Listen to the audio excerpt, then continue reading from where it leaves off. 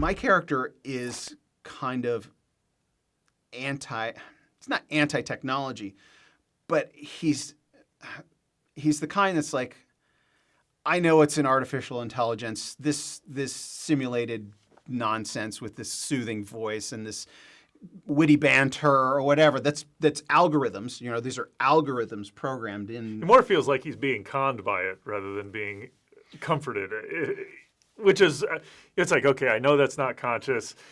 It's acting like it is. It's all fake. I don't want to get caught up in that. I mean, I resonate with that sort of thought a lot. So, right? Yeah, right. I'm yeah. suspicious. Right. It's the HAL 9000 effect. For the science fiction enthusiast, HAL 9000 is 2001: Space Odyssey, I believe. Yeah, 2001: Space Odyssey. Stanley Kubrick, and so that's a case where the computer overrules. I don't remember all the details of the story, but the HAL 9000 basically. The mission was more important. I think essentially the mission was more important than the human's well-being in that story or something.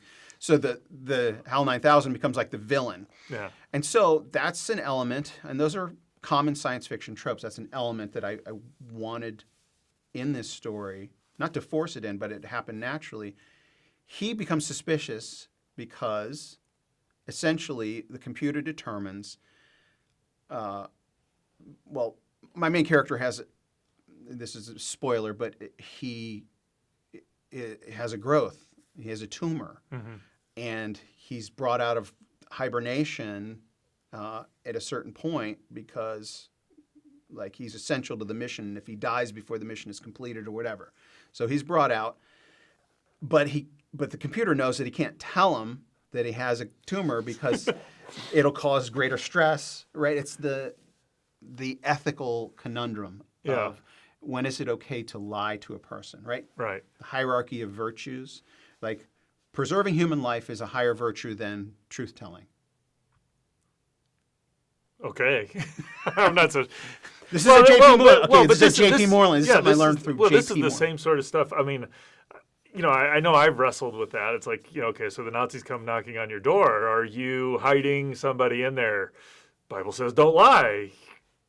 Lying is going to lead to these folks, you know, so, and I've been on different sides of that issue as I've thought about it through my life. So, you know, these strike me as unsolvable.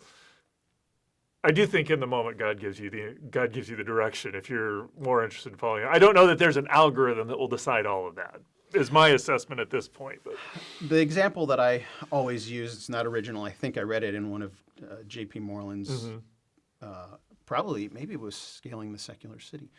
We'll talk about J.P. Moore in a little bit here.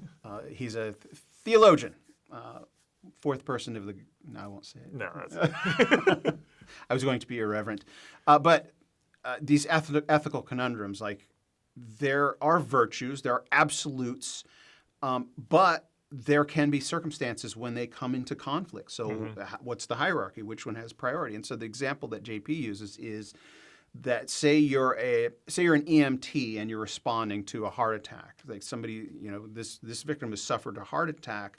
And so it is common knowledge that if a heart attack victim knows that they're suffering a heart attack or that they just suffered a heart attack, that they are susceptible to suffering another heart attack in an instant. And so say you're an EMT responding, you've got this patient in the ambulance, and he looks at you and asks, did I have a heart attack?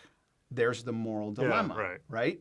You know that if you say the truth, you could cause this person's death. And so in that instance, it's morally okay to lie.